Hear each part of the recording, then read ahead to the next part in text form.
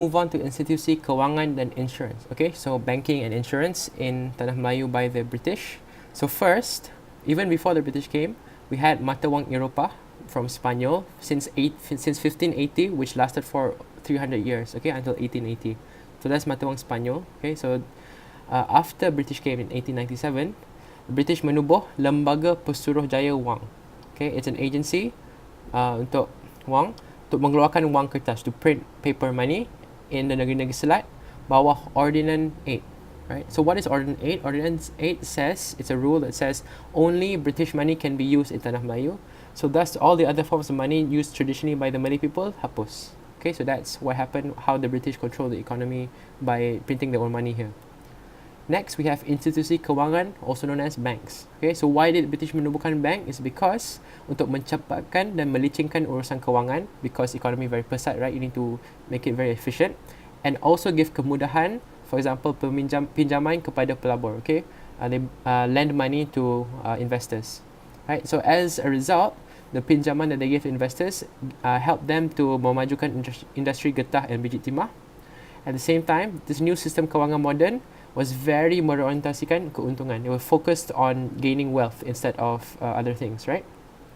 And then dana daripada luar, okay, dapat disalurkan terus ke Tanah Melayu. It was very easy to send money from other countries to Tanah Melayu using the banks, right? Instead of the traditional system was very difficult to ask the pembesar and all that. And after that, jadi ejen pembayar kepada pengeksport dan pengimport. Okay, so banks became basically agents, in between agents between the exporting and importing. So that's banks. So here's a few examples of banks from Europe in Tanah Melayu. For example, the first one in 1859 is the Mercantile Bank. And after the 1874 Perjanjian Pangkor, a lot of banks from Eropah, buka cawangan di Tanah Melayu. For example, the Chartered Bank, Hong Kong and Shanghai Bank, and Algemeen Bank, Netherlands, right? And all these banks mengutamakan perdagangan Eropah, right? Because they're from Europe, so they focus on Europeans. So perdagangan tempatan can't trade directly with these banks. They needed a comprador. So a comprador is like an in-betweener. So it's ahli masyarakat tempatan, somebody from Tanah Melayu, who is given kepercayaan, the trust of the bank, to become a penaja for peminjam. Right? So they become a sponsor for those who want to borrow money from the bank. So that's the examples of banks in Europe. Now we look at banks made by pemodal tempatan. Okay, so afterwards, only later in the 1900s did people in Tanah Melayu start to open their own banks. For example, the Kuang Bank, which is the first in KL, Bank of Malaya in Ipoh, Ban Hin Lee Bank in Pulau Pinang, Sarawak Chinese Banking Corporation Limited, Ban Chang Bank, Malay National Banking Corporation Berhad. Okay, and this one, Malay National Banking Corporation Berhad, is the first Malay bank, and they opened a lot of cawangan. Unfortunately, it didn't dapat tahan lama, right? So that's the local banks. Now look at insurance. What is insurance? So you know what insurance is, I think you should know. It's basically money insuring something, right? So the kesan of this insurance that British brought in was there was a perkembangan perdagangan antarabangsa, right? So how does insurance help increase international trade? Well, they focus on this. Okay, so here's the types of insurance. They have maritime insurance, insurance kebakaran, insurance harta, perniagaan dan kemalangan dan nyawa. Okay, so how this helped trade was that there was insurance maritime, right? Because because maritime was the pengangkutan utama for pedagang, right? So a lot of the traders used the ocean routes and boats, and once there's more insurance for that, there was increase in international trade, and more people were confident to trade to Malaysia, to Tanah Melayu, right?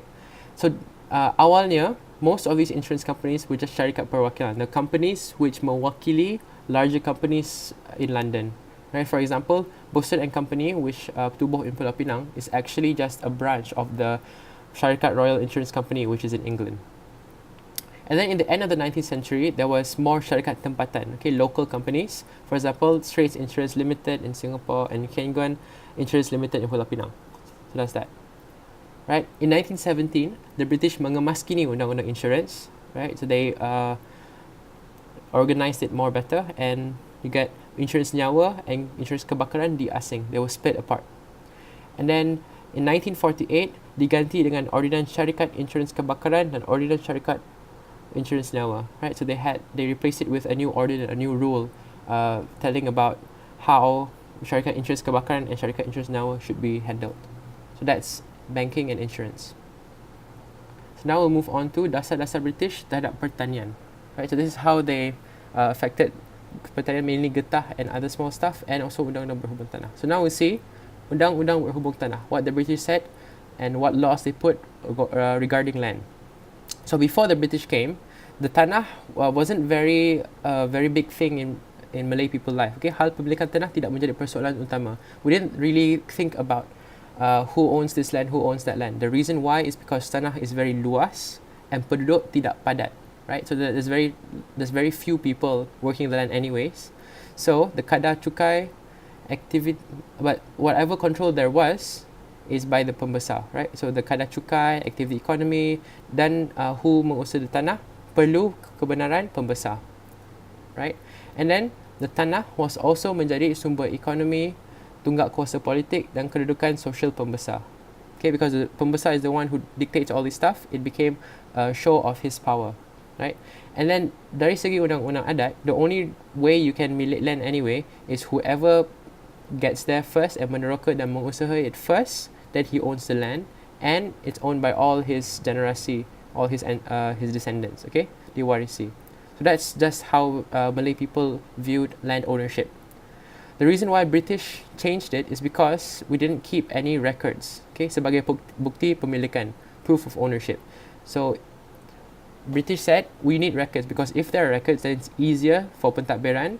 For example, cukai, urus niaga, pajakan sewa beli, penjualan pembelian, and also you can also give the land for cagaran, right?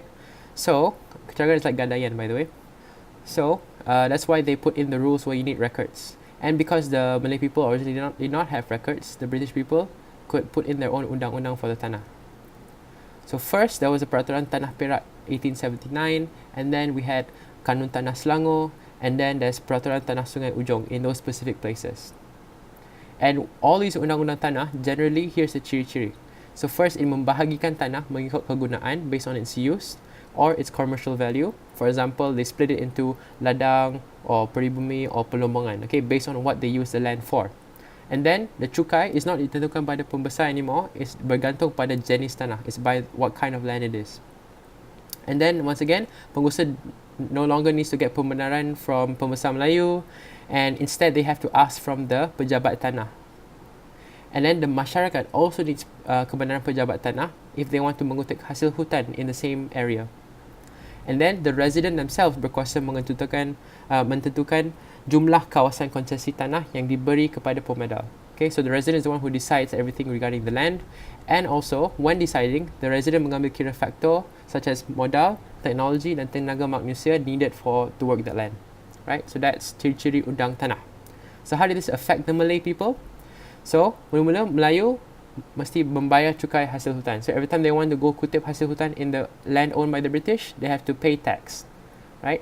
And semua urusan guna wang, so all of this is requiring money, right? So masyarakat Melayu luar bandar perlu gantung pada orang tengah, because the most Malays outside bandar didn't have the printed money, because you can only accept printed money in Tanah Melayu by the British back then, and since they didn't have that, needed a middle person to help them do all the urusan inside the ladang, right?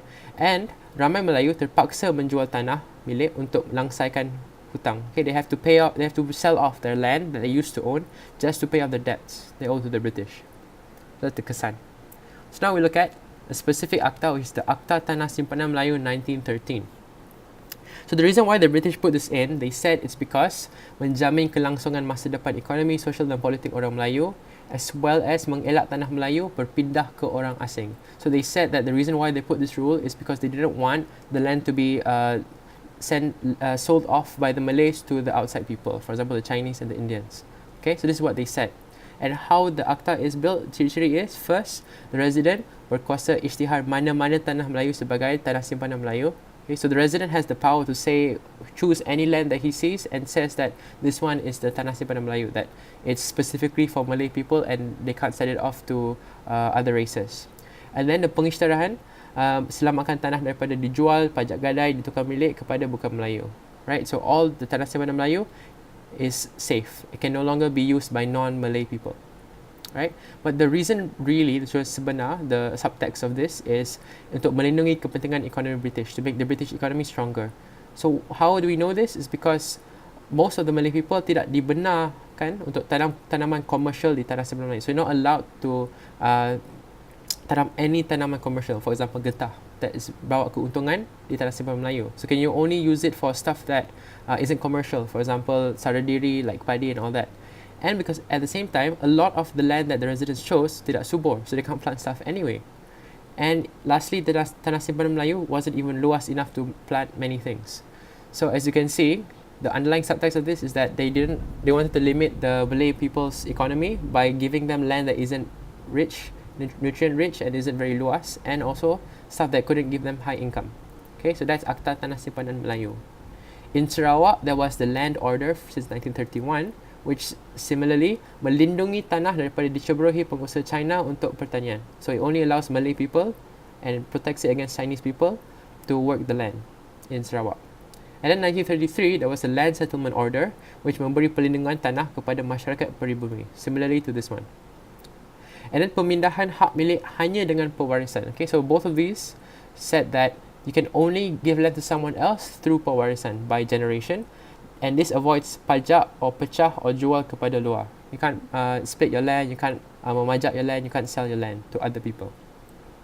And then 1948, there was a Land Order 1948, which further membahagikan tanah kepada kawasan tanah. So different tanah, for example kawasan tanah campuran, kawasan tanah simpanan, dan kawasan tanah pedalaman.